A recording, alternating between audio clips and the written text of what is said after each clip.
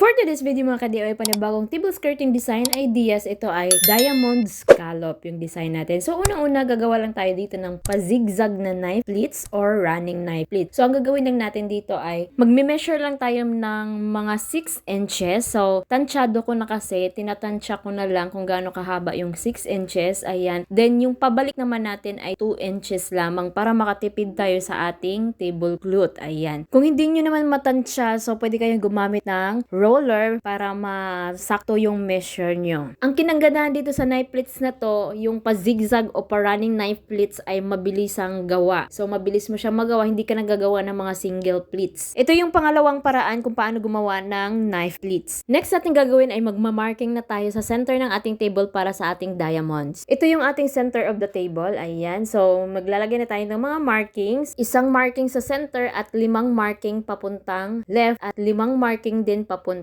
right. So magkakaroon tayo ng 11 markings at by space naman ay nasa 2 inches. Next natin gagawin ay gagawa na tayo ng double pleats o dalawang fold kada marking natin. Ayan. So magme-measure lang tayo dito ng mga 3 inches to 4 inches depende sa haba ng gusto nyong pleats. So dito gumawa lang tayo ng 3 inches. Ayan. Then ipin natin. Yan yung ating first fold or pleats. Next naman ay gagawa ulit tayo ng pangalawa. So meron tayong double pleats kada marking. Continue lang natin paggawa ng double pleats hanggang dun sa last ng ating marking. For more videos mga ka-DIY, you can visit my YouTube channel. Marami din kayo mapagpipili ang mga table skirting design ideas, backdrop, napkin folding, chair tie or chair sash. Next natin gagawin ay pagdikitin natin yung double pleats at mag-measure tayo ng 3 inches bago natin ipin. Ayan, by pair natin siya ipipin. I-continue lang natin pagpin hanggang dun sa pinaka-last na pares. Then dito naman sa baba, pababa ng pababa yung ating pagpipin. Kapag napin na natin by pares, pababa ng pababa, magfo-form na siya ng mga diamonds. Ito yung karaniwang nakikita natin sa mga buffet table, sa mga catering at sa ibang okasyon, pa V-shape yung design. So next naman, dahil nabuo na natin yung V-shape design ng ating diamond, so itong mga laylayan or yung mga excess na cloth ay ifo-fold natin. Ayan. Gagawin natin siyang pa-rose fold. So kada laylayan, ifo-fold lang natin ganyan. Then ipins natin dun sa mismong pinagpinan natin ng diamond. So ayan, ganyan lang. So hanggang taas natin ifo-fold, ganun din yung gagawin natin dito sa right side. So ito na yung magiging look niya. Ayan. So dito naman sa taas, ifo-fold natin paloob. Ayan, ganyang design. Ganyan. Pagkatapos natin ma-fold paloob lahat ay yung dulo to dulo. Ayan. So